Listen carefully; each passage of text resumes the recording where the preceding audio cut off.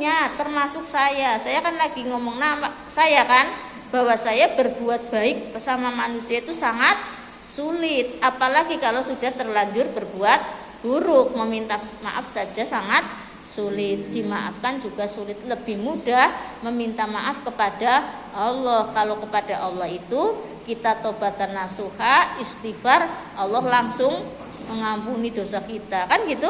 Kita tidak disiksa, malah dapat surga. Tiba-tiba marah-marah kan, akhirnya saya sedih kan, ya Allah, ternyata kula niki lepat nih, saya bahasa halus itu ya. Ternyata saya salah ya Allah, saya begini, gimana ya Allah. Terus saya langsung dari kecil saya itu kalau ada masalah atau meminta sesuatu atau apapun, saya solusinya ke Allah dengan berdoa atau meminta dengan biasa aja dengan kata-kata. Atau kalau saya bingung jawabannya, kan kalau Allah jawabannya saya melalui kadang ngimpi ya, atau belum ada jawaban, saya tadarus Al-Qur'an sing cepet. Saya tadarus beneran. Saya tadarus begitu buka set surat Al-Kahfi ayat 28. Coba nanti dibuka ya. Kalau enggak 28 26, tapi saya ingat saya 28. Lah di situ itu di pojokan atas itu ndilalah.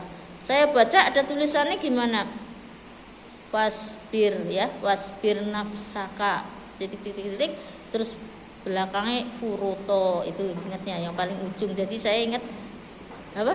Kamu hafal ya? Kamu hafal? Coba yang hafal Quran ya. Itu ternyata apa?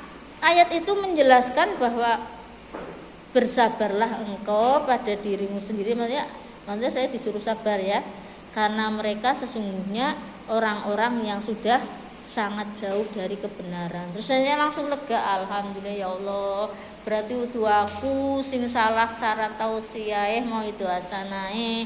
Aku bener nerangna Al-Qur'an dan aku itu memberi contoh yang sesuai dengan Al-Qur'an. Orang itu saja yang sudah sangat jauh dari kebenaran, berarti wong wis menceng lah ya, wong wis menyimpang. Dadi ana wong ceramah merasa tersinggung malah marah-marah. Nah, itu jawaban saya. Ini gimana nih? Saya cerita kayak gitu bagi sampean biasa aja ya. Biasa aja ya. Nah, padahal tidak semua orang ngambil solusi dari Al-Qur'an. Maksudnya sampean harus itu setidaknya gitu. Oh iya ya. Berarti kalau gitu tiru bututi aja lah. Kalau ada masalah buka Al-Qur'an ya. Mesti jawabannya pas ya. Jawabannya pasti pas sesuai masalah yang kita hadapi. Itu ya. Itu satu, masalah saya itu sering terjawab melalui tadarus Al-Qur'an, buka langsung ada solusi. Terus itu tadi yang kaitannya dengan tidur. Kemarin ada semut api. Tahu semut api? Semut geni cara bahasa Jawane ya. Sing nyakote sakit banget, Mbok. Nah, saya tuh bingung. Semut ribuan. Aduh, tadinya cuma di luar doang, aku wis bingung kalau ada misalnya ada orang di situ kan, atau kita di situ kan kegigit kan sakit ya, kayak gitu sakitnya kan pegel ya, saya pegel. Lah banyak banget kayak gitu gimana?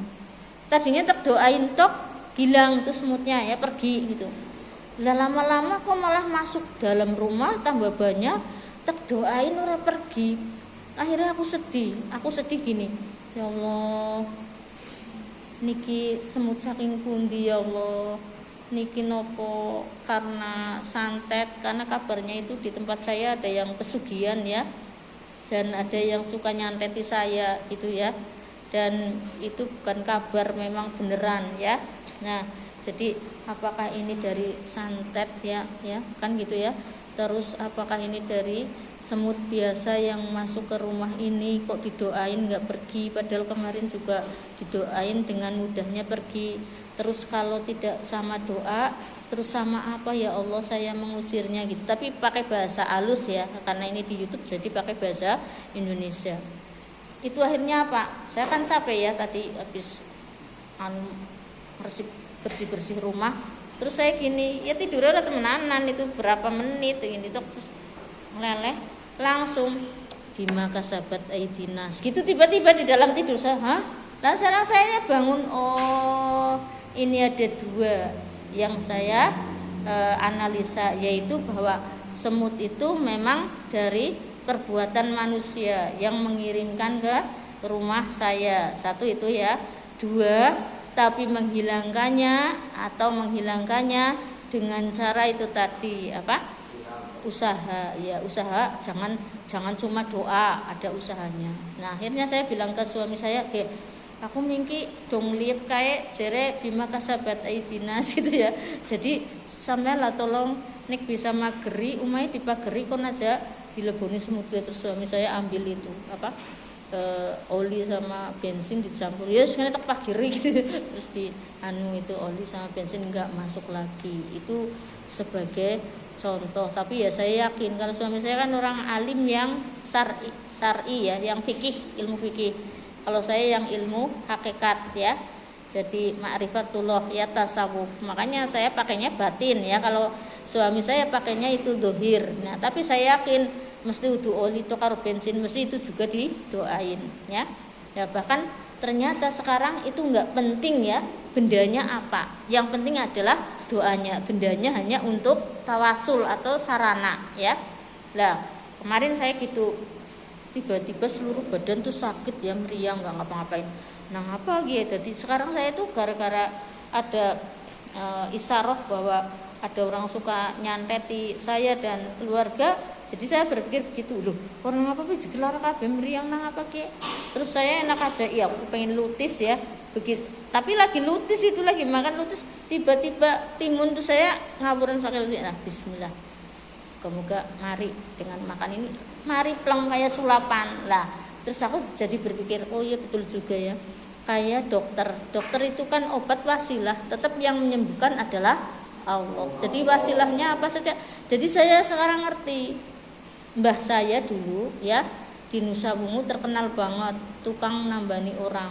Itu kalau ke situ melasih banget, orang yang tidak beruntung bisa disuruh makan sabun mandi, tahu? Karena apa? Begitu orang itu datang, beliau pas misalnya lagi wudu, di tempat wudu kan ada sabun mandi yang buat cuci tangan, itu biasanya dicubit sedikit sama beliau terus diinum, ya. Sama itu digudeg dinum, mari alhamdulillah karena doanya itu tadi. Nah, tapi ya kalau kita punya kemampuan untuk menyembuhkan ya jangan pakai sabun lah ya, paling enggak kayak gitu tadi timun ya dimakan kan pantas itu. Jadi saya berpikir oh pantesan biyen bae nek nambani wong sembarangan tapi mari, karena intinya bukan bendanya itu, intinya adalah yang menyembuhkan Allah, bendanya hanya sebagai wasilah perantara. Paham ya? Oke. Nah, terus kita lanjutkan ya. Maidu hasanah itu bagi orang yang pendidikannya rendah. Nah, sekarang wajadilhum bilatih ya hasan. Berarti di sini ada mujadalah. Mujadalah itu berdebat. Tapi berdebatnya ada syaratnya. Allati ya hasan. Berdebat yang baik. Jadi debat itu yang untuk berdakwah, metode debat untuk berdakwah harus debat yang baik. Debat yang baik itu apa? Benar, ya kan? Materi yang untuk berdebat benar. Caranya juga benar, ya kan? Nah, materinya juga benar, ya. Materi siapa yang untuk berdebat itu, ya? Misalnya apa? Misalnya ada materi tentang bagaimana cara melaksanakan sholat yang khusyuk gitu ya. Misalnya bagaimana cara sholat khusyuk. Kok diperdebatkan gitu ya? Seluruhnya harus dengan benar, ada dalilnya gitu ya. Sholat itu harus khusyuk gitu ya. Al-Qur'annya, al-hadisnya, debatnya juga benar ya. Yang ngomong materinya juga benar ya, yang disampaikan. Lah terus yang audienya, yang mendengarkan juga dengan cara misalnya menyangkal. Itu saya kok kalau sudah disampaikan seperti itu syarat-syaratnya tetap enggak khusyuk, itu gimana? Itu kan benar. Enggak langsung mengklaim, "Walah itu salah itu." Enggak betul itu. Buktinya saya juga tidak bisa khusyuk. Nah, itu sudah tidak benar ya. Atau materinya yang disampaikan salah ya, bukan tentang sholat yang khusyuk gitu misalnya. Nah itu kan tidak sesuai ya. Nah ini sasarannya juga beda. Sasarannya siapa? Sasarannya di sini adalah dari ini apa namanya, orang yang tingkat berpikirnya tengah-tengah. Jadi pendidikannya rendah juga tidak, tinggi juga tidak. Kira-kira siapa ini Bang Sani sing debat bila TV Aksan? Seusia SMA dan mahasiswa. Makanya mahasiswa kan sering itu kan disuruh presentasi, karena memang masa-masa sampean itu seperti itu. Pendidikan rendah juga tidak, karena sudah lulus SMA ya kan. Tinggi juga tidak, karena baru sedang S1. Makanya metode dakwah yang bagus itu dengan cara berdebat, diskusi, kan gitu. Nah, jadi sampean itu nek diajak diskusi mesti semangat, ya kan? Semangat gak? Nah, cuma sayangnya ada kelemahannya, nanti saya beritahu di sini kelemahannya. Jadi nanti akan kita kaji kelemahan metode ceramah apa, ya mau hasanah kan ceramah, terus kelemahan metode berdebat itu apa. Nanti jadi kita tahu ya ada kelemahannya, tidak semua metode kemudian bisa dilaksanakan sesuai yang teorinya tadi ya. Itu jadi tengah-tengah. Berarti sampean kalau misalnya jadi dai kok mau ngajak anak-anak ya seusia SMP, SMA kok rajin sholat, diajak debat nggak apa-apa, diskusi gitu ya. Metodenya diskusi. Misalnya nih, kalau sholat itu gimana rasanya? Misalnya males gitu ya, kan ada yang ngomong males gitu ya. Terus sampean diajari. Terus tapi kalau kamu misalnya sholatnya males, misalnya masuk neraka, enak nggak? Enggak gitu ya. Nah kalau begitu mulai sekarang jangan males ya. Kalau males ingat neraka. Nah kan jadi dari debat itu tadi maka timbul jadi rajin sholat ya. Jadi kayak sampean-sampean ini yang kalau yang sholatnya masih bolong, masih males-malesan ya, subuh-subuh nggak bangun ya, kayak Ismail misalnya. Tapi karena Ismail takut neraka, jadi subuh bangun ya sholat. Cuma habis subuh tidur lagi. Nah itu sangat buruk ya. Tapi nanti dulu saya terangkan ya. Nanti kamu kalau sudah menikah, ini kan kebiasaan yang bertahun-tahun kan selama di pondok. Nanti sudah menikah karena ini mata sudah otomatis habis subuh biasa untuk tidur mesti merem, mesti ngantuk. Dan yang kasihan siapa? Istrinya, anaknya ya kan. Donge jatai lunga kerja, jatai mengajar, nyari nafkah malah tidur ya. Nah, itu keberkahan sudah jelas itu. Kata Rasulullah itu keberkahan umat Rasulullah ada di waktu subuh ya. Jadi berarti kalau kamu tidak mengambil berkah di waktu subuh, sama saja kamu tidak mengikuti sunnah Rasul dan tidak mendapatkan berkah, kan rugi sepanjang hidup. Kok tidak mendapatkan berkah kan rugi ya. Itu sangat berkah. Dilalah kok sial ya, dilalah males, dilalah pokoknya banyak sekali lah hambat-hambatan ya, tidak sukses itu ya. Makanya kemarin kan ada orang kalau saya, John aku bingung loh, kayak wong dening sukses temen, dening aku kayak ke temen ya, orang maju-maju malah ekonominya semakin rumit gitu ya, sudah menikah itu. Terus saya bilang gini, mulai siki aja turu esuk jeda waktunya kapan?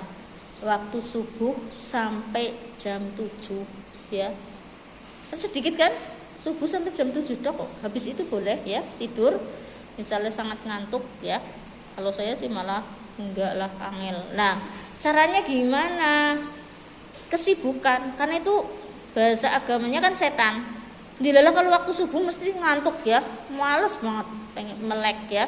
Kalau aktivitasnya malam itu kurang tidur mesti ya, mesti subuh ngantuk banget. Saya juga ya, tapi apa supaya tidak ngantuk ya ngapain gitu ya. Kalau saya itu biasanya nyetel YouTube ya, sholawat atau tausiah, atau saya upload YouTube saya ya, atau saya nonton tausiah di TV. Yang penting jangan tidur gitu. Padahal ngantuk banget, tapi nanti setelah itu ya nggak ngantuk. Lah saya juga itu kan tadi malam tidurnya nggak ngena, itu tadi paling yang efektif mungkin sejam ya, 15 menit tangi, baru setengah jam tangi ya kan, berapa menit ya.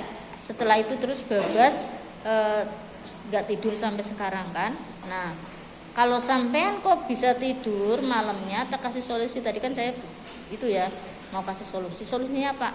Nggak usah bangun gasik-gasik, tahajudnya 3:30 saja ya. 3:30 kan masih boleh tahajud. Oh, malah buru-buru tahajud. Wong utang ini ndak subuh dok terus turu maning walah jan. Padahal tahajud itu fadilahnya besar banget ya. Ada kesehatan ya, jasmani, rohani, terus kesuksesan ya. Kesuksesan kalau masih muda apa? Otaknya cerdas ya, terus sukses, nilainya bagus dan sebagainya. Ya kan, nanti kalau sudah berkarir, karirnya selalu bagus ya. Dan itu tidak bisa tidak bisa dijatuhkan oleh siapapun ya. Yang misalnya ada teman kok hasut sama sampean ya, mau dijatuhkan karirnya, nggak bisa, karena Allah sendiri langsung yang membela ya, dan menolong orang-orang ahli qiyamul lail ya, khususnya tapi ya intinya ya orang takwa gitu ya. Itu jadi usahakan itu melek ya kalau subuh, nggak kita ngapa-ngapain. Aku nggak suka YouTube, nggak suka apa, ya ngapain lah, apa olahraga ya kan, olahraga di depan apa